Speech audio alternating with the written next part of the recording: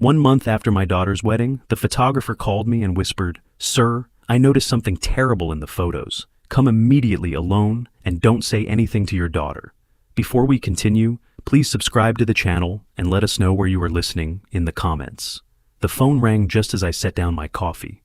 Tuesday morning, quiet house. Financial reports spread across my desk. The kind of peaceful moment I'd earned after 40 years building Reynolds Hardware. 3 stores across Phoenix. Good business, good life. I almost didn't answer the unknown number. "Mr. Reynolds?" The woman's voice trembled. "This is Carolyn Thornton. I photographed Jacqueline's wedding last month. I need to see you immediately, alone. Please don't tell your daughter." My hand tightened on the phone. "What's wrong?" "I can't explain over the phone, but I found something in the photographs, something very serious." The air in my office changed, became thinner somehow. "What kind of something?" "Tomorrow morning, 9 o'clock, my studio downtown. Please, Mr. Reynolds, come alone." Before I could respond, Wendy's voice exploded from the kitchen. "Ben, I told you 3 times already. I need that car. My Honda is embarrassing. You promised you'd ask him today." Benjamin's laugh rumbled from the living room, some television show blaring beneath it. "I'll be there," I said into the phone, barely hearing my own voice. Carolyn exhaled. "Thank you. I'm so sorry, Mr. Reynolds. I really am." She hung up. I sat motionless at my desk, the phone still pressed to my ear, staring at the framed photograph on my wall. Jacqueline in her wedding dress, radiant. Samuel beside her in his tuxedo. 1 month ago. $65,000 I'd spent on that day. Worth every penny to see my eldest daughter happy. Something very serious in the photographs. "Dad!" Wendy appeared in my doorway, phone in one hand, car keys in the other. "Did you hear me? I need money for a new car. The Honda is 7 years old and it's humiliating." I looked at my youngest daughter, 31 years old, living in my house for 4 years now. Temporarily, she'd said, when she moved in after her divorce. Benjamin had followed 6 months later. No rent, no end date. "We'll talk about it later, sweetheart." "Later? I need to go to the dealership this week. Melissa got a new Lexus and I can't keep showing up in that piece of junk." I turned back to my computer screen, the numbers blurred. "Dad, are you listening?" "Later, Wendy." She huffed and disappeared. Her footsteps stomped up the stairs. A door slammed. I picked up my coffee. Cold now. Through my office window, the Paradise Valley morning stretched bright and cloudless. July heat already building. Everything looked normal, felt wrong. The day crawled forward. I tried focusing on inventory reports, quarterly projections, payroll schedules. My mind kept circling back to Carolyn's trembling voice. The wedding had been perfect, hadn't it? Jacqueline had glowed. Samuel had been attentive. The ceremony at the Botanical Gardens, reception at that upscale resort. Everything elegant, tasteful, expensive. What could possibly be wrong with the photographs? Around noon, Benjamin wandered into my office without knocking. Never knocked. Just walked in like he owned the place. "Hey, Pops. Wendy says you're being weird about the car thing." I didn't look up from my computer. I said we'd discuss it later. "Yeah, but she's pretty set on it. Maybe just give her the money, keep the peace." He leaned against my doorframe, arms crossed. 38 years old, no job. Living off my daughter's allowance, which meant living off me. "Benjamin, I'm working." Sure, just saying, happy wife, happy life, right?" He grinned and left. Happy wife. He'd never married Wendy. 4 years together, living in my house, and he couldn't be bothered to make it official. But he had opinions about how I should spend my money. I stood and walked to my window. Below, my pool sparkled unused. The guest house where Wendy and Benjamin stayed sat at the far edge of the property. Separate entrance, full kitchen, 2 bedrooms. I'd had it built thinking visiting grandchildren might use it someday. No grandchildren, just Wendy and Benjamin. The afternoon bled into evening. I heated leftover pasta, ate alone at my kitchen counter, while Benjamin occupied my living room and Wendy video called someone upstairs, her laugh piercing through the ceiling. At 7:30, my doorbell rang. Jacqueline stood on my front step, perfect as always. Tailored blazer, designer jeans, that smile she'd inherited from her mother, my eldest, my successful one. Marketing executive, beautiful home, well, apartment currently. Married to Samuel Fisher, investment banker. "Hi, Daddy." She kissed my cheek and walked past me into the house. I was in the neighborhood, thought I'd stop by. Paradise Valley to her place in Scottsdale wasn't the neighborhood, but I didn't mention it. She settled onto my couch, crossed her legs, looked around the living room like she was appraising it. "How are you? You look tired." "Long day. Business things." She picked up a framed photo from my side table, her and Wendy as children, studied it, set it back down, slightly off center. "Samuel and I have been house hunting. We found the most incredible place in Scottsdale. 4 bedrooms, pool, mountain views, absolutely perfect." I sat in the chair across from her, waited. "The thing is, we need to move fast. Market's competitive right now. We need help with the down payment." She smiled warmly. 40,000, you understand, right? After everything you spent on the wedding, this is just completing the picture, helping us start our life together properly. $40,000, said like she was asking to borrow my truck. Something in my chest tightened. That hollow feeling from earlier expanded. 40,000, I repeated. "Is that a problem?" A slight edge entered her voice, so slight most people wouldn't catch it. "Dad, we need to move fast. The market is competitive. I thought you'd want to help us start our life together properly." I looked at my daughter, really looked at her. The designer clothes, the manicured nails, the practiced warmth that didn't quite reach her eyes. "Let me think about it, sweetheart." Her smile faltered, just for a second. "Think about it? Dad, this is important. Samuel and I need to review some things first." She stood abruptly. "Fine, but don't take too long. We can't lose this house." She grabbed her purse, kissed my cheek again, colder this time. "Love you, Daddy. Call me soon." I watched her Mercedes pull away, standing in my doorway. $40,000, delivered like I'd already agreed. Like my money was her money. Benjamin's laughter echoed from the living room. Sports highlights on my television, his beer bottle sweating onto my coffee table. I walked back inside, but something had shifted. The house felt different. Or maybe I was seeing it clearly for the first time. My phone sat on the hall table where I'd left it. Carolyn's number still in the call log. Tomorrow morning, her studio. Whatever she'd found on those wedding photographs. I had a feeling it would explain this hollow sensation spreading through my chest. I picked up the phone and looked at Jacqueline's last text. "Thanks for understanding about the house, Dad. Love you." I hadn't agreed to anything, but she'd assumed. They all assumed. I left the house before Wendy woke up. Didn't want questions. Didn't want Benjamin asking where I was going with that look he got. Like everything I did required his approval in my own home. The drive to downtown Phoenix took 25 minutes. Tuesday morning traffic, I-51 South, then surface streets to Carolyn's studio. A converted warehouse in the Arts District, her name on a brass plate beside the door. My hands were steady on the steering wheel, but my mind kept replaying her voice on the phone. Something very serious. I parked across the street, sat in the truck for a moment. Whatever was inside that studio, whatever Carolyn had found, it would explain Jacqueline's casual request for $40,000. It would explain the hollow feeling I'd carried since the wedding. I knew it would. I just didn't want to know how. The studio smelled like coffee and printer ink. Professional photographs lined the walls, weddings, families, corporate headshots. Carolyn met me at the door, younger than I'd remembered from the wedding day. Mid-40s maybe. Nervous hands, apologetic eyes. "Mr. Reynolds, thank you for coming." She locked the door behind me. "I have everything set up in the editing room." I followed her through the gallery space to a smaller room, dominated by a large monitor and computer equipment. Wedding portfolios stacked on shelves. The window overlooked an alley, morning light filtered through dusty glass. "Can I get you coffee? Water?" "I'm fine." I wasn't fine. "Please, just show me." She nodded and sat at her computer. I remained standing behind her chair. "Mr. Reynolds, I almost didn't call you. I went back and forth for days. But if I were in your position, I'd want to know. Please understand, I didn't go looking for this." My throat tightened. "Show me." Her fingers moved across the keyboard, the monitor filled with images from Jacqueline's wedding, the ceremony, my daughter walking down the aisle, Samuel waiting at the altar, guests smiling, everything beautiful, everything perfect. "These are the standard shots," Carolyn said softly. "What you saw at the wedding, what everyone saw." She clicked to the next folder. 2 hours before the ceremony, I was at the restaurant venue early, testing exposures, calibrating equipment. There's a terrace overlooking the courtyard. Another click. I was shooting through a window, adjusting light settings. The image appeared. My hands gripped the back of her chair. Samuel, my son-in-law, in his tuxedo, not yet buttoned properly, pressed against a woman with red hair. Not my daughter, kissing her. his hands in her hair, her arms around his neck. Not a friendly embrace, not a goodbye to an old friend. Intimate, possessive, familiar.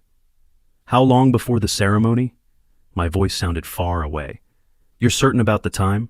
2 hours before. The metadata is here. Date, time, GPS coordinates. She pulled up a technical display. Numbers, timestamps, location data. I was at the restaurant venue early, testing exposures through a window. I captured this by accident, but it's real, and there are multiple shots. She clicked forward, different angles, same scene. Samuel and the red-haired woman locked together. In one photo, the woman's hand was visible, left hand pressed against Samuel's chest. Wedding ring, gold band, diamond. The woman. I leaned closer to the screen. The wedding ring. Do you know who she is? Carolyn shook her head. I don't recognize her from the guest list. I'm so sorry, Mr. Reynolds. She pulled up another image. This one showed Samuel's face clearly. No confusion in his expression, no drunken stumble, just confidence, control. A man who knew exactly what he was doing. 2 hours before marrying my daughter.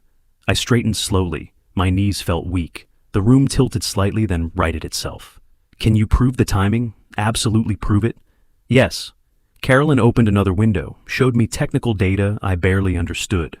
Digital fingerprints, file information, GPS coordinates matching the restaurant location, timestamps down to the second. This is forensic level evidence, Mr. Reynolds. It would hold up anywhere. She reached into her desk drawer and pulled out a small flash drive. Everything is here, all the photos, all the metadata, technical documentation. I made copies. She held it out to me. I don't know what you'll do with this information, but I believe you should have it. I took the flash drive, closed my fist around it. Don't apologize, I said. You did the right thing. The drive back to Paradise Valley passed in a blur. I gripped the steering wheel tight, stared at the road, but my mind was somewhere else entirely. Samuel Fisher, investment banker, polished, articulate, successful, everything I'd wanted for my daughter. Kissing another woman 2 hours before their wedding. A woman wearing a wedding ring.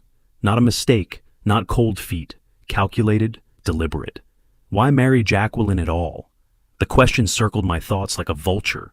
Why go through with a $65,000 wedding to a woman you were betraying hours before the ceremony? Why make those vows? Why smile in those photos? What was the point? My truck knew the way home without my thinking. Paradise Valley streets, my neighborhood, my driveway. The flash drive sat in my pocket, heavy as a stone. I pulled into my driveway just after 11. The house looked the same as when I'd left 2 hours ago. Same desert landscaping, same security light that needed fixing, same everything. But I wasn't the same. I opened the front door. Benjamin sprawled across my leather recliner, beer in hand, some game show blaring. He didn't look up. Hey, old man, grab me another beer while you're up. From upstairs, Wendy's voice. Dad, is that you? I need to talk to you about money for the spa this weekend. I stood in my own entryway, flash drive in my pocket, and something inside me that had been bending for years finally snapped. My daughter's husband, cheating, 2 hours before the wedding. My other daughter, living in my house, demanding spa money. My son-in-law, ordering me to bring him beer, in my chair, in my house. I closed the door behind me with a quiet click. They thought I was the same man who'd left this morning. They were wrong. Sleep was impossible. I sat in my office past midnight, the flash drive from Carolyn on the desk beside my laptop. Every time I closed my eyes, I saw those photographs. Samuel's face, confident, not guilty, not confused, confident. I opened my laptop and pulled up the wedding budget spreadsheet. $65,000 I'd spent. Venue, catering, photographer, flowers, band. Everything Jacqueline wanted. But she'd insisted on one thing specifically, cash gifts. No registry, no toasters or china patterns. Dad, we're starting fresh. We need flexibility. Cash is more practical. I'd thought she was being mature, practical. Now I wondered what I'd actually paid for. I grabbed a legal pad and started writing. Numbers, dates, details that suddenly seemed wrong. The guest list had been 200 people, mostly my business associates, my friends, people who'd known Jacqueline since childhood. Each envelope at the reception. I remembered the gift table overflowing. Jacqueline had hired someone specifically to collect them, count them, catalog them. $45,000 in cash and checks. She'd told me the total the week after the wedding, laughing about their good fortune. Samuel and I are so blessed, Dad. Everyone was so generous. I wrote that number down, circled it. Then I remembered something else. My business partner, Marcus Chen, had handed Samuel a check directly at the reception. "Welcome to the family, son. Start your life right." I'd been standing there. $15,000. Marcus was wealthy, generous to people he respected. Samuel had pocketed that check and smiled. "Thank you, sir. We won't forget this." $60,000 total from one wedding. For a couple supposedly starting out. Why marry Jacqueline at all? I stared at that question on my legal pad. If Samuel had another woman, a woman wearing a wedding ring, why go through with a $65,000 ceremony? Why smile in those photos? Why take those vows? Unless the vows didn't matter. Unless the money did. My stomach turned. The night dragged on. I made coffee around 3 in the morning, stood at my kitchen window, watching the dark desert hills. Somewhere in Scottsdale, Jacqueline slept beside the man who'd betrayed her hours before their wedding. Or maybe she knew. Maybe she didn't care. That thought was worse than the first. At 7, I showered and dressed. Business casual, khakis, polo shirt. Left the house before Wendy woke up. Didn't want questions. Didn't want to see Benjamin sprawled on my couch. The bank opened at 9. I drove to the downtown Phoenix branch where I did my business banking. Professional territory. Safe ground. The manager, Patricia Williams, greeted me in her office. We'd worked together for 15 years. "Mr. Reynolds, what brings you in this morning?" I wanted to verify a check I wrote. Wedding gift for my daughter, $20,000. Want to make sure it cleared properly. Patricia pulled it up on her computer. "Let me see. Yes, here it is. Joint account for Samuel and Jacqueline Fisher. Check cleared without issues." "Joint account," I said casually. "When did they open that?" Patricia scrolled. "Looks like 2 months ago, May 10th. 2 months before the wedding. Not years, not when they got engaged. 2 months. "They must have moved fast on wedding planning," I said, keeping my voice light. "Young people these days." Patricia smiled. "Everything happens quickly." I thanked her and left. In my truck, I sat with the engine running, May 10th. They'd opened a joint account specifically to receive wedding money, planned it, coordinated it. This wasn't romance. This was logistics. I drove home through late morning traffic, mind churning. The house looked quiet when I pulled into the garage. Benjamin's car was there. Old Camry he refused to maintain, always asking for money to fix it. I entered through the garage door to the kitchen, planned to go straight to my office. Then I heard Wendy's voice from upstairs. "Yeah, Dad looks suspicious lately." Her voice carried down from the second-floor landing. Phone conversation. Volume too loud, the way she always talked. "I don't know, different somehow. But don't worry, sis. Ben and I can stretch this another 6 months easy. By then he'll cave and buy us that condo, just to get rid of us." I froze in the hallway. Jacqueline's voice came through the phone speaker. Wendy had it on high volume, laughing. "Perfect. I've got 2 more months of playing happy wife. Then I file. Half those gifts are legally mine in Arizona. Samuel already agreed to 60-40 split. Easiest $45,000 I ever made." My hand found the wall, steadied myself. Wendy laughed. "And Sam's little girlfriend doesn't even know about the plan. This is perfect. Dad's so busy feeling proud of your marriage, he doesn't see anything." "Keep him distracted," Jacqueline said. "Make him think you need something big. That way when I ask for the house down payment, it won't seem excessive by comparison. Already on it, asked him for a new car yesterday. He looked annoyed, but he'll come around. He always does." I backed away, silent, careful. Each step measured until I reached my office, closed the door, leaned against it. My hands were shaking. 2 daughters, both lying, both using me. One planning divorce to steal wedding money, the other squatting in my house, running out the clock until I bought them off. Playing happy wife, easiest $45,000 I ever made. I'd almost let it happen, almost written Jacqueline that $40,000 check for her house down payment. Almost. I sat down at my computer, typed, "Property lawyer, Phoenix, Arizona." Robert McKenzie's name appeared third in the search results. 25 years experience, real estate law, family trusts, asset protection. His office had an opening tomorrow morning at 9. I made the appointment. Then I sat back in my chair and looked at my closed office door. Beyond it, Wendy was probably still on the phone. Benjamin was probably still planted on my couch. Both comfortable, both confident. They had no idea what was coming. I didn't either, not exactly. But tomorrow I'd start finding out. Tomorrow I became something other than a wallet with a heartbeat. Mackenzie's office was in a glass building downtown, 23rd floor. I arrived 10 minutes early and spent them in the parking garage, organizing my folder one last time. Wedding spreadsheet. Flash drive from Carolyn. My notes from last night. 3 pages of timelines, quotes, dollar amounts. Evidence.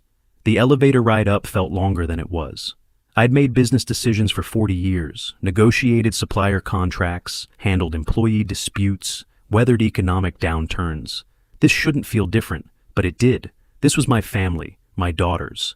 The elevator doors opened. No, not family, not anymore. They'd made that choice when they turned me into a transaction. The reception area was professional, glass desk, leather chairs, abstract art I didn't understand, but recognized as expensive. A woman looked up from her computer.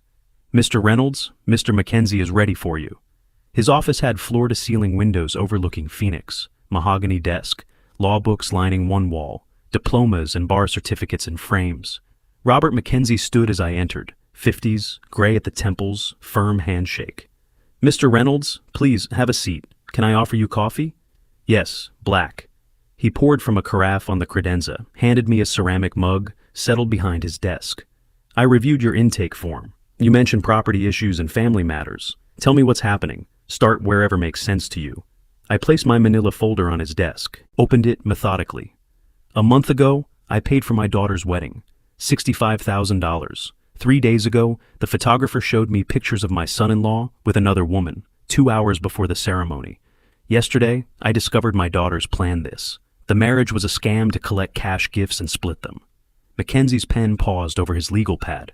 "When you say plan this, you have evidence both your daughter and her husband intended to divorce from the beginning?" I overheard my younger daughter on the phone with her sister. Quote, "2 more months and I file for divorce. Half the gifts are legally mine. Samuel already agreed to 60-40. Those were my daughter's exact words. I slid the flash drive across his desk. "The affair photos are here, metadata included, timestamps, GPS coordinates, everything." Mackenzie inserted the drive into his computer, clicked through files. His expression didn't change, but his jaw tightened slightly. "And your younger daughter?" "Wendy. She's been living in my house for 4 years. Her boyfriend with her. No rent, no lease, constant money demands." I pulled out my handwritten notes. Yesterday's phone call. She told Jacqueline they'd stretch it another 6 months until I bought them a condo. Mackenzie made notes, circled specific details. Underlined 4 years and no lease.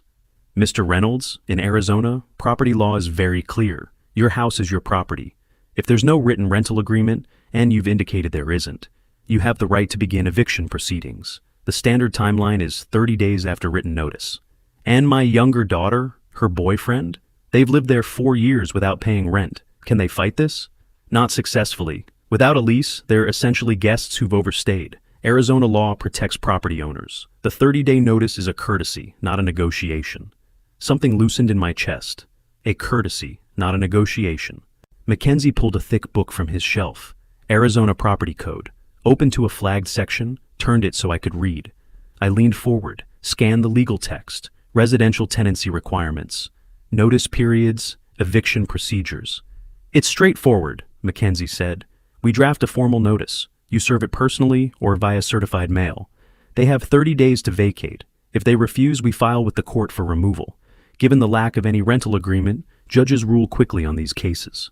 "What about the rest?" I looked up from the book. "My assets, my business. I don't want them getting anything when I'm gone. They've made it clear. I'm just a resource to them." Mackenzie closed the property code. "That's where an irrevocable trust becomes valuable. We transfer your assets, house, business interests, savings, into a trust managed by a professional trustee. You maintain control during your lifetime, but after death, distribution follows your instructions. It's much harder to challenge than a simple will." "Harder to challenge," I repeated. "Nearly impossible if structured correctly.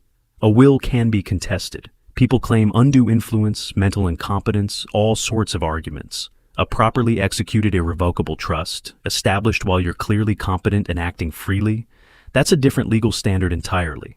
I sat back. "How soon can we start?" Mackenzie smiled slightly. First real emotion he'd shown. "Today." I'll need you to sign an engagement agreement. My fees for this work, eviction notices, will revision, and complete trust creation will be $8,500. The trust work alone typically runs $6,000, but given the connected nature of your situation, I can offer a package rate, $8,500. I'd spent $65,000 on a fake wedding, another $45,000 collected by my daughter and her accomplice husband, tens of thousands more over 4 years supporting Wendy and Benjamin. That's acceptable. Mackenzie pulled documents from his drawer. Engagement agreement, fee structure, timeline estimate. We'll have the eviction notices drafted by Friday morning. You'll serve them this weekend. I recommend doing it personally, so there's no question of receipt. After service, the 30-day clock starts. They must vacate by that date or face legal removal. And the trust? 2 to 3 weeks for complete asset transfer. I'll work with your financial institutions directly. We'll need current statements for all accounts, property deeds, business ownership documents. My paralegal will coordinate with you on specifics. He slid the contract across his desk. I read it carefully. Years of business had taught me that. Scope of work, fee schedule, timeline, everything Mackenzie had promised, formalized in legal language. I signed with a steady hand. Mackenzie countersigned, dated it, handed me copies. Mr. Reynolds, I should mention, this will likely destroy your relationship with your daughters permanently. Once you serve those eviction notices, once they discover the trust structure, there's no walking this back. I know. And you're prepared for that? I thought about Wendy's laugh on the phone, Jacqueline's casual cruelty, playing happy wife, easiest $45,000 I ever made. They destroyed the relationship themselves. I'm just acknowledging reality. Mackenzie nodded. Then we're clear. I'll call you Friday morning when the documents are ready. We shook hands again, longer this time. Something passed between us, professional respect maybe, understanding. I left his office with copies of the contract, timeline outline, trust structure summary, legal documents that meant one simple thing. I was taking my life back. The elevator down was faster than the ride up, gravity working in my favor. In the parking garage, I sat in my truck with the contract copies on the passenger seat. Eviction procedures, will modification summary, trust structure outline. My phone buzzed, text from Jacqueline. Dad, did you think about the down payment? We really need an answer. The house won't wait forever. I looked at the message for a long moment. $40,000. For a house she'd live in for 2 months before filing for divorce. I deleted the text without responding. Then I started the truck and headed home. Wendy and Benjamin would be there, comfortable and confident, expecting nothing to change. They had 30 days left to enjoy that confidence. I had 30 days to prepare for war. The envelopes arrived Friday morning. Mackenzie's return address, heavy paper, official seals. I set them on my desk and looked at them for most of the day. By evening, I was ready. I could hear Wendy and Benjamin in the living room. Benjamin's voice carried, excited, animated. Another scheme, another ask. I picked up the envelopes and walked down the hall. They were on the couch, comfortable. Benjamin gesturing, Wendy nodding, my television, my couch, my living room. And craft breweries are huge right now, Benjamin was saying. Phoenix market is perfect. We'd need about $30,000 to start. Your dad would see returns in a year. Easy. Wendy laughed. He'll do it. He always does. Just frame it as helping family, and he'll write the check. I stepped into the room. They looked up, smiling, expecting nothing. I placed the envelopes on the coffee table between them. What's this? Wendy picked up hers, puzzled. Dad, we're talking about Ben's brewery idea. Official eviction notice. You have 30 days to find other housing. The words landed like stones in still water, ripples of silence spreading outward. Wendy tore open her envelope, read the heading. Her face drained of color. Benjamin grabbed his, scanned it. Have you lost your mind, old man? This is our home. This is my house. You can't just kick us out like we're strangers. Benjamin stood, stepped toward me, fists clenched, face reddening. We're family. Wendy's tears started, right on schedule. Dad, what are you doing? I'm your daughter. How can you throw us out? I looked at her calmly. You haven't paid rent in 4 years. You don't respect me. You see me as a wallet. Time to grow up. This is insane. Benjamin moved closer, invading my space. Old intimidation tactic. Everyone will know what kind of father you are, throwing out your own kid. The notice is legal, 30 days. I suggest you start packing. Wendy grabbed my arm. Dad, please, we can work this out. We'll pay rent. I removed her hand gently but firmly, turned toward the hallway. "You'll regret this." Benjamin's voice followed me. "You'll regret this." I walked to my office, closed the door, locked it with an audible click. Behind me, chaos erupted. Wendy's wailing, Benjamin's shouting, furniture scraping. I sat at my desk and listened. Their panic was music. 10 minutes passed. The shouting subsided into intense whispers. Then Wendy's voice again, higher. "Phone call." I pressed my ear to the door. "Gave us eviction papers. 30 days. Pause. Jacqueline responding. "I don't know what happened. He was cold, like we were strangers." Longer pause. "We need to do something." Jacqueline's voice carried through the phone speaker, calm, strategic. I couldn't make out words, but the tone was clear. Planning mode. "Okay, yes, tomorrow. Bring Samuel. We'll figure this out." More murmuring. Then Benjamin's voice, lower but venomous. "He's going to regret this." I moved back to my desk and opened my laptop. Mackenzie had sent documents that afternoon. Trust creation paperwork, asset protection strategy. They thought this was about the house. They had no idea I was protecting everything. My phone buzzed. Text from Jacqueline. "Dad, Wendy called me. We need to talk. Coming over tomorrow with Samuel. This has gone too far." I read it twice. They were regrouping, coordinating, about to launch their counterattack. Let them come. I pulled up a calendar and marked the date. Day 1 of 30. The clock had started. In the living room, Wendy was still crying. Benjamin was pacing. I could hear his footsteps, back and forth, back and forth. They'd lived here for 4 years without contributing a single dollar. 4 years of treating my home like a hotel. 4 years of demands and disrespect and assumptions. 30 days left to enjoy that privilege. I looked at Mackenzie's trust documents again. 2 to 3 weeks until finalization. The timing would be tight, but it would work. By the time they realized the full scope of what I'd done, it would be too late to stop. Another text from Jacqueline. "We'll straighten this out. Don't worry." She wasn't texting me. She was texting Wendy. But Wendy must have shown her my number too, because a third message came through. "Dad, I know you're upset about something. Let's talk like adults tomorrow."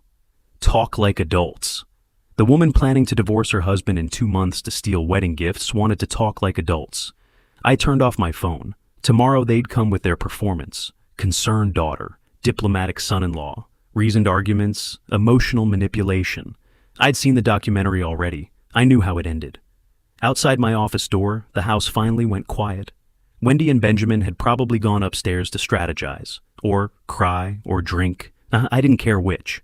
I opened a notebook and started writing, documenting the evening, their reactions, their threats, Benjamin's aggression, Wendy's tears, everything Mackenzie might need if this ended up in court.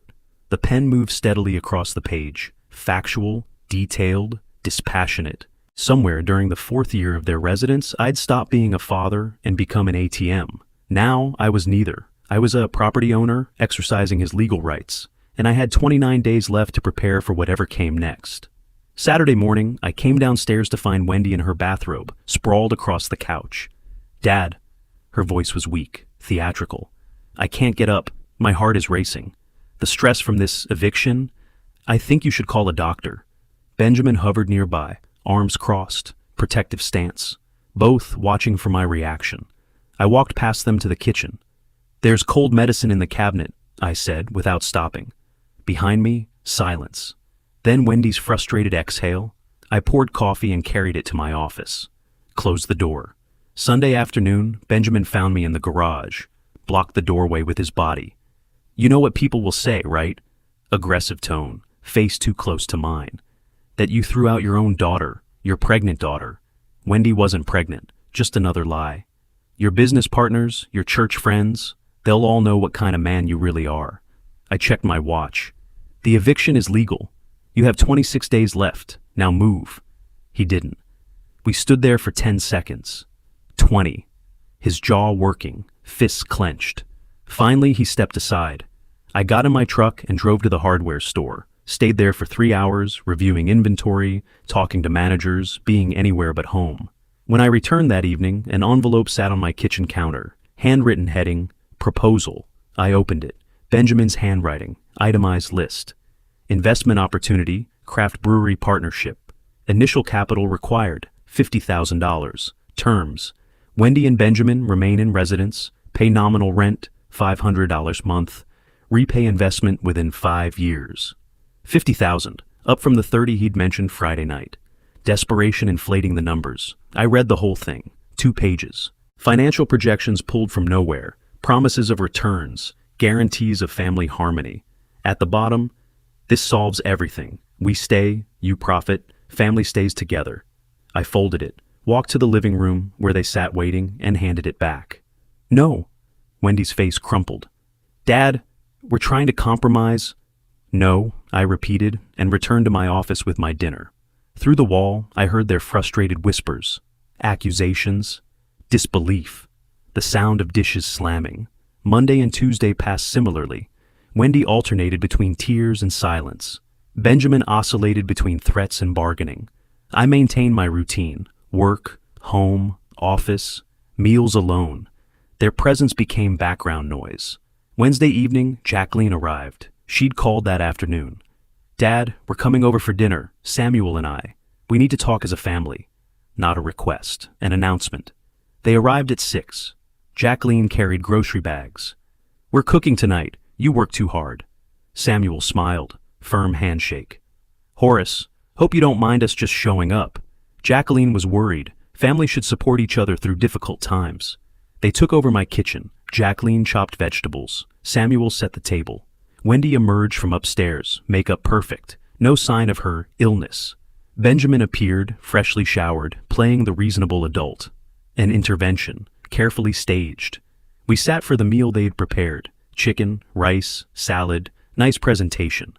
Jacqueline poured wine. Samuel made small talk about his car sales work. Everyone performed normalcy. Then Jacqueline shifted gears. Dad, this house must be a lot to manage alone. All these rooms, the yard work, the maintenance. Have you thought about something smaller? A nice condo? I cut my chicken, chewed slowly. Samuel picked up the thread. The real estate market is strong right now. Houses in Paradise Valley sell fast. You could get top dollar, help set everyone up comfortably. There it was. Jacqueline touched the picture frame on the side table, adjusted it, territorial gesture. We'd help you move, of course, and whatever proceeds you got, it would be nice to share with family, help Wendy and Ben get started, help Samuel and me with our house down payment. Everyone benefits. The house. They wanted the house sale money, not inheritance someday. Now. The realization clicked into place with perfect clarity. Dad, I'm just saying, you're getting older. Wouldn't it be easier to have something manageable, less responsibility? I set down my fork, looked at each of them. Jacqueline, Samuel, Wendy, Benjamin, 4 faces, 4 different masks, 1 agenda. I'm not selling my house, Jacqueline laughed lightly, edge underneath. Dad, no one's pressuring you. We're just concerned. I stood. Thank you for your concern. I'm fine. Good night. The scrape of my chair, the walk to my office, the door closing. Behind me, shocked silence, then urgent whispers. I grabbed my phone and dialed Mackenzie's cell. I need to see you tonight. It's urgent. I'll be at the office in 30 minutes. I waited until I heard their cars leave. Jacqueline's Mercedes, then Benjamin's Camry following, coordinating, planning their next move. I grabbed my keys and drove downtown. Mackenzie's office was lit, 23rd floor window glowing. He met me in the lobby. They're coordinating strategy to acquire my assets, I said as we rode the elevator up. The eviction triggered something. Now they want me to sell the house, split the proceeds. Tonight's dinner was reconnaissance. In his office, Mackenzie pulled out fresh documents. Then we accelerate the trust creation. Everything, house, business, savings, transfers to professional management. You maintain full control during your lifetime. But after death, distribution follows your exact instructions. They can't challenge it, can't manipulate it. How fast can we move? I'll start paperwork tomorrow. We'll also change your bank account beneficiaries immediately. Remove your daughters entirely. $5,000 for the trust creation, but it's worth every penny. Do it. He pulled up forms on his computer. Beneficiary change authorizations. Trust structure outlines. I signed everything. Electronic signatures. Witnessed. Legal. 40 minutes later, I left with copies of everything. The drive home felt different. Lighter somehow. I arrived near midnight. The house was dark except for the living room lamp. Inside, Wendy and Benjamin had gone to bed. Empty wine glasses on my coffee table. They'd probably spent the evening plotting with Jacqueline on speakerphone. Let them plot. I had copies of the trust paperwork in my briefcase. Mackenzie would start asset transfers tomorrow. Within 3 weeks, everything I'd built would be protected. My phone showed 3 missed calls. Jacqueline, no messages. She knew something had shifted tonight. Maybe sensed that dinner conversation revealed too much. I thought about their performance, Samuel's diplomat act, Jacqueline's suggestion to sell the house.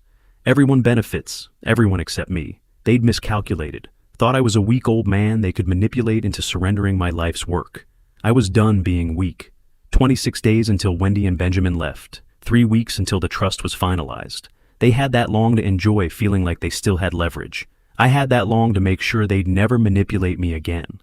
2 weeks had passed since I'd served the eviction notice. 15 days remained. I set the dining room table myself that evening. 5 place settings. The good china I hadn't used since my daughters were children. Cloth napkins, water glasses. At my seat, I placed a manila folder face down. The folder contained 8 printed photographs. Samuel and a red-haired woman, time-stamped, geo-tagged. 2 hours before his wedding to my daughter. I'd invited everyone. Both daughters, both sons-in-law. A family dinner, I'd said.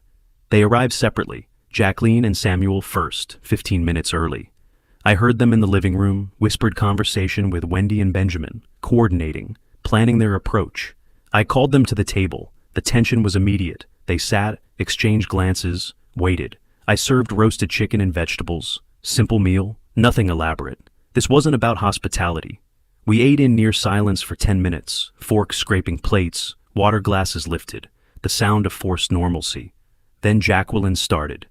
Dad, we've all been talking. This situation with Wendy, it's stressful for everyone. Maybe it's time to think about simplifying. The house, the business, it's a lot for one person. Samuel nodded, supportive. Horace, no one's saying you can't handle it. We just want to help. Selling at the right time, in this market, we could help you organize everything. Make it easy. Wendy leaned forward, gentle voice. Dad, we're worried about you, all alone here. Wouldn't a nice condo be better? Less maintenance, less stress? I set down my fork, reached for the manila folder. Before we continue, there's something you should see. Jacqueline picked it up, suspicious. What is this? I took a sip of water. Photographs from your wedding. Particularly interesting are the shots of Samuel with a red-haired woman, 2 hours before the ceremony, on the restaurant terrace. Samuel's face drained. That's not... Jacqueline opened the folder. I watched her eyes move across the first image, then the second. Her expression hardened into stone. Where did you get these? I ignored the question. I also overheard a phone conversation between you and Wendy. Let me quote, 2 more months, and I file for divorce. Half the gifts are legally mine. Samuel already agreed to 60-40 split. Those were your exact words, Jacqueline. Wendy's hand flew to her mouth. Benjamin half stood. You spied on us? You had no right? I raised one hand, palm out. Stop. Benjamin sat. I've created an irrevocable trust. My house, my business, my savings, everything is now protected. After my death, you'll receive the minimum required by Arizona law, not a cent more. Jacqueline's voice rose. You can't do this? We're your family. I stood, pushed my chair back slowly, folded my napkin beside my plate. Wendy and Benjamin have 15 days to find new housing. This conversation is over. Dad! Jacqueline stood too. You're destroying this family. Over what? Some misunderstanding? I paused at the dining room doorway, didn't turn around. I'm not destroying anything. I'm protecting what I built from people who saw me as a resource, not a father. I walked down the hall to my office, closed the door, locked it. Behind me, voices erupted, Jacqueline shouting, Samuel's defensive protests, Wendy crying, Benjamin's angry curses. I sat at my desk and opened my laptop. Email from Mackenzie, sent an hour ago.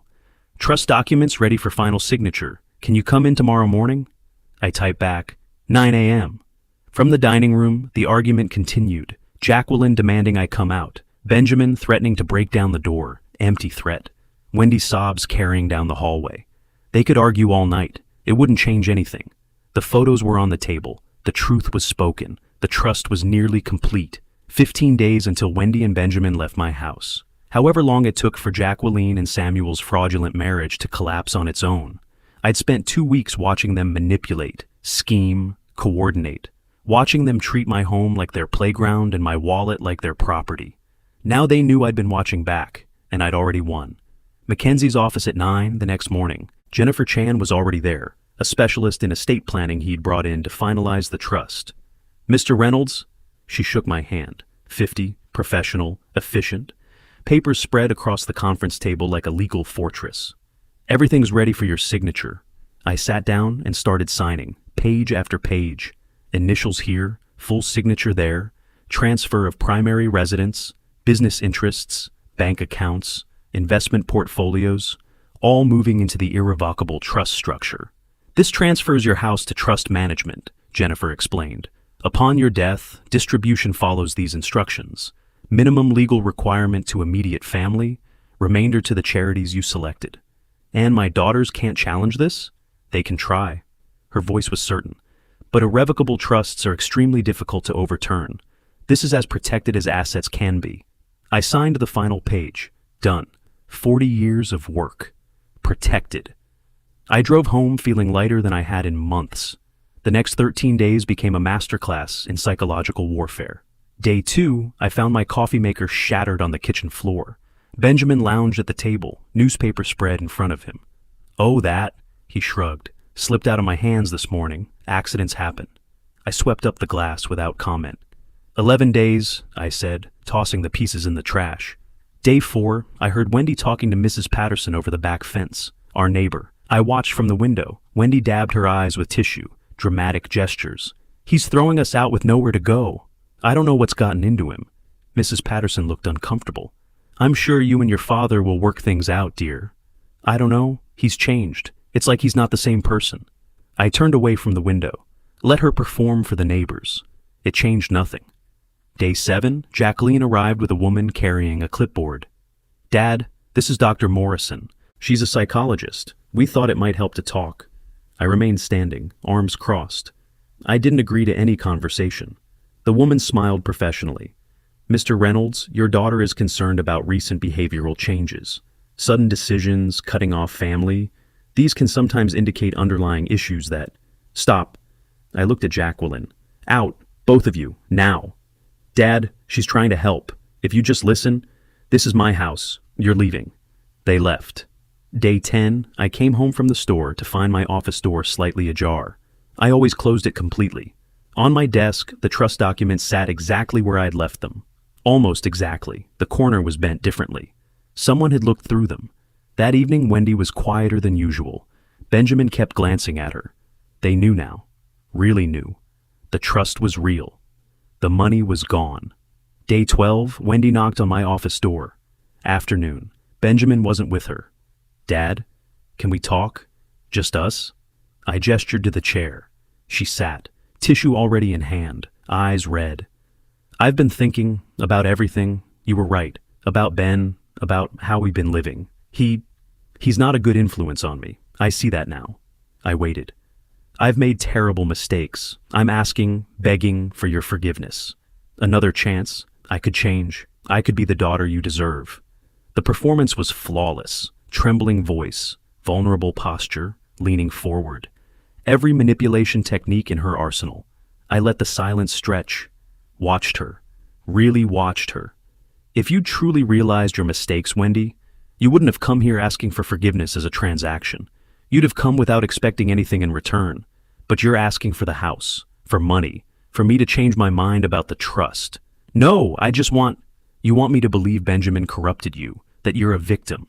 But I heard you on the phone with Jacqueline planning this. You were laughing, both of you, about manipulating me. Her face changed. Tears stopped. Voice went hard. Fine, fine. You want to be alone? Be alone. But don't expect us to care what happens to you. I didn't stand, didn't react.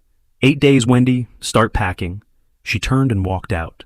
The door slammed hard enough to rattle the frame. Through the ceiling, I heard her stomping upstairs. Benjamin's voice, questioning. Then Wendy's angry response, words muffled but tone clear. She was telling him it hadn't worked, that I wouldn't cave, that they needed to actually find an apartment. Reality finally breaking through. I pulled up my calendar. 8 days until the eviction deadline. Mackenzie had already arranged for the sheriff if they refused to leave voluntarily. My phone showed a text from Jacqueline. I hope you're happy. You've destroyed this family. I deleted it without responding. The trust documents sat in my desk drawer, signed, notarized, filed. Every asset I'd spent 40 years building, protected. The house was mine. The business was secure. My will reflected my choices, not their expectations. 8 more days of their presence, 8 more days of psychological warfare I no longer felt. Then silence, space, peace. For the first time in 4 years, I'd have my house back. For the first time in months, I'd have my life back. The 30th day. I pulled into my driveway at 10 that morning. The sheriff's vehicle arrived 30 seconds behind me. Mackenzie's car followed. We'd coordinated this. Official, legal, no room for argument. Deputy Martinez stepped out, mid-40s, experienced, professional. We'd spoken on the phone twice. He knew the situation. "Mr. Reynolds?" He shook my hand. "Let's get this done." Mackenzie joined us, briefcase in hand. "Everything's in order. The eviction notice was properly served. The 30 days have elapsed. They're officially trespassing now." We walked to my front door together, my house, my property, but I knocked anyway. 3 firm knocks. Silence. Then Benjamin's voice muffled, "Go away! You can't do this!" Martinez stepped forward, hand resting on his duty belt. "Sir, this is Deputy Martinez with the Maricopa County Sheriff's Office. I'm here to enforce a legal eviction order. Open the door now, or I'll be forced to open it myself. That becomes criminal trespass. Your choice." A long pause, whispered argument inside. Then the door cracked open. Wendy's face appeared, red eyes, defiant expression trying to mask panic. Martinez pushed the door wider, entered professionally. Mackenzie and I followed. The living room looked like a war zone, clothes scattered everywhere, pizza boxes stacked on my coffee table, beer cans, chaos, but no packed boxes, nothing ready. "You folks weren't planning on leaving, were you?" Martinez surveyed the room, making notes. "All right. You have 2 hours to collect personal belongings. That means clothes, personal items, no furniture, no fixtures. The clock starts now." 2 hours? Wendy's voice pitched high. "We can't possibly—" "You've had 30 days, ma'am. 2 hours is generous." Benjamin appeared from the kitchen, unshaven, angry. "This is insane. We have rights." Mackenzie's voice cut through. "You have 0 rights to this property. No lease, no rental agreement, no ownership. This is the final day." Benjamin looked at me. "You're really doing this? Your own daughter?" I didn't respond. Didn't need to. Martinez checked his phone. 2 hours, starting now. What followed was chaos in slow motion. Wendy frantically stuffing clothes into garbage bags, crying intermittently. Benjamin throwing things into a duffel bag with aggressive movements, muttering curses under his breath. "After everything we did for him," Benjamin said loudly enough for me to hear, "living in this huge place alone like a miser." Martinez's voice sharpened. "Sir, this is Mr. Reynolds' property. I suggest you focus on packing and keep comments to yourself." I stood in the doorway, watched, didn't help, didn't speak, just witnessed them dismantling their unauthorized residency piece by piece. Wendy tried catching my eye multiple times. The manipulation playbook was still open, but I'd memorized every page, knew every trick, wasn't falling for any of it. 2 hours later, they carried the last bags to their car, an older sedan, dented, struggling financially already. At the car, Wendy turned, last attempt. "You'll regret this. When you're alone and need help, don't come crying to us." I met her eyes, calm, certain. "I won't." They drove away, Wendy's car disappearing down the street, taking their presence, their demands, their manipulation with them. I stood in my doorway, my house, truly mine for the first time in 4 years. Martinez handed me paperwork. "They're officially out.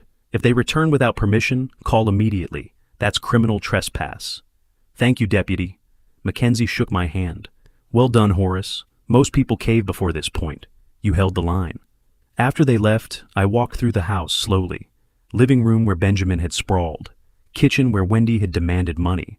Upstairs where they'd occupied the guest room like permanent royalty. Empty now. All of it. Mine. That evening, my phone rang. Jacqueline. I considered not answering, but curiosity won. "Yes?" "I hope you're satisfied." Her voice was ice.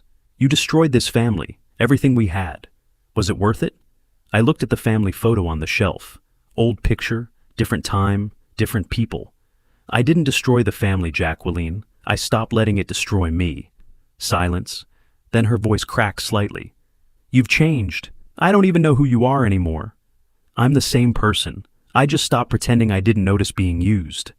We'll see how long you last alone. You'll need us eventually." She hung up. I set the phone down. 3 days later, it buzzed with a text from an unknown number. Samuel. I read it standing in my kitchen. "Horace, I saw the photos. I know you know. Look, Jackie knew about my relationship too. This whole marriage was an arrangement. We're divorcing anyway. I'm asking you to stay out of it. I can make it worth your while. $10K to let this play out quietly." I read it once, deleted it, blocked the number. Jacqueline had known about the affair all along. The entire marriage was a scam from both sides. They'd orchestrated it together, collected the money, planned to split it.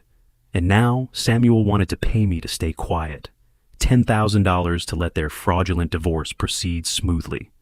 I looked around my living room, the furniture I'd chosen, the silence I'd earned, the space I'd reclaimed. 4 years ago, I'd opened my door to Wendy and Benjamin temporarily. Let them take over my home, my peace, my life. I'd paid for a wedding that was a business transaction, written checks that funded schemes, believed I was helping family when I was funding my own exploitation. Now the house was empty except for me. Wendy and Benjamin were gone. Jacqueline had cut contact. Samuel was sending desperate bribes I wouldn't dignify with responses. I walked to the window. The sun was setting over Paradise Valley, painting the desert gold. My house, my life, my choices. They thought they'd won when they moved in, when they manipulated, when they schemed. They'd been wrong. I had. Late August. I sat on my terrace with morning coffee, watching the sun climb over Paradise Valley. The air was already warm, but up here on the hillside, a breeze made it bearable. Quiet, completely quiet except for birds and the distant hum of the city below. 3 weeks since the eviction, 3 weeks of living alone in my house. My actual house, not a building I shared with resentful tenants who called me Dad. The coffee maker worked. Benjamin had smashed my old one in a fit of passive-aggressive rage. I'd replaced it the day after they left. Small thing, but it mattered. Everything worked now. The television remote stayed where I put it. My chair in the living room held only me. The refrigerator contained food I'd bought, eaten at my own pace, without someone demanding I pay for their groceries. Simple things. Revolutionary things.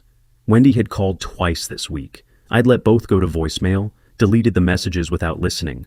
She and Benjamin had found a cheap apartment on the outskirts. Benjamin was working some regular job. They were figuring it out. Without my money, without my house. Good. Jacqueline had called once too, 2 weeks ago, asking for money. I need help with a down payment after the divorce. Just $20,000. You're my father. I'd said one word. No. Then hung up. No explanation, no guilt. Just boundary. She and Samuel had divorced as planned. The court had sorted through their wedding gift situation. Both lost money to lawyers. Ironic justice. They'd schemed to collect cash, ended up spending it on legal fees to divide what remained. The postman arrived mid-morning. I retrieved the mail, carried it back to the terrace. An envelope from Mackenzie's firm. Heavy paper. I opened it with my letter opener. Final trust documents, all filed, all secured. "Mr. Reynolds," the letter began, "all trust documents have been finalized and filed with the state. Your business interests have been transferred to trust management. Estate distribution instructions are secured. You maintain full control during your lifetime, with ironclad protection thereafter." I read it twice, then set it aside. Complete. Legal fortress built. Estate protected. Life reclaimed. My phone sat on the table beside the guitar learning book I'd been working through. Wednesday I had my third lesson. I'd always wanted to play. 40 years of meaning to, someday when there was time. There was time now. Friday I volunteered at the senior center, doing repairs. My hardware expertise, useful, helping people who needed it, who appreciated it, who didn't demand it as entitled right. The phone rang. Unknown number. I almost didn't answer, then did. "This is Horace." "Mr. Reynolds?" A woman's voice, familiar. "This is Carolyn Thornton, the photographer from your daughter's wedding. I hope you don't mind me calling. I've been thinking about you, wondering how things turned out." Carolyn, the woman who'd shown me the truth. "Carolyn, no, I don't mind at all. Actually, I'm glad you called." Relief in her voice. "I wasn't sure if I should. That day in my studio, showing you those photos, I've thought about it so many times. I hope I did the right thing." "You did. You absolutely did. Those photos changed everything. You gave me truth when everyone else was feeding me lies. And How are things now, if you don't mind me asking? I looked out over the valley, the morning light, the peace. Things are good, Carolyn. For the first time in a very long time, maybe years, things are truly good. I'm so glad to hear that. You deserve peace. I surprised myself. Would you like to get coffee sometime? I'd like to thank you properly, and honestly, it would just be nice to talk. She was smiling. I could hear it. I'd like that. How about next week? Next week sounds perfect. After we hung up, I stayed on the terrace. Coffee with Carolyn next week. A guitar lesson on Wednesday. Volunteer shift at the senior center. Friday. Business inspection Thursday. A life, a routine. Built around what I wanted, not what others demanded. I thought about the journey. The photographer's call that shattered my illusions. The evidence. The overheard conversation. The lawyer consultations. The eviction notice. The family dinner where I'd laid everything bare. The final days of psychological warfare. The sheriff at my door. Each step necessary. Each boundary essential. My daughters thought I'd destroyed the family, that I'd chosen loneliness over love. They were wrong. I'd chosen myself over their version of love that looked suspiciously like theft. I'd chosen peace over obligation. I'd chosen truth over comfortable lies. The sun climbed higher, warming the terrace. I finished my coffee. Inside, the guitar waited. A life waited. A future built on honest foundations, not manipulative quicksand. Wendy would call again. I'd let it go to voicemail again. Benjamin might text. I'd delete it. Jacqueline might demand. I'd decline. They were learning to solve their own problems. I was learning to let them. The trust document sat on my desk inside, every asset protected, every decision mine. I stood and walked to the terrace railing, looked out over Paradise Valley, my home, my view, my peace. Alone, yes, but free, and for the first time in years, maybe the first time ever, that was exactly what I wanted. The next chapter was mine to write. Coffee with someone who didn't want anything except conversation. Guitar music made for my own enjoyment. Repairs done because I chose to help, not because someone demanded it. A life lived on my terms. Justice wasn't revenge, it was protection. It was boundaries. It was saying no when no was the only sane answer. I'd save myself, and that was worth everything. If you like this story, please like this video, subscribe to the channel, and share your impressions of this story in the comments. To listen to the next story, click on the box on the left. Thank you for watching.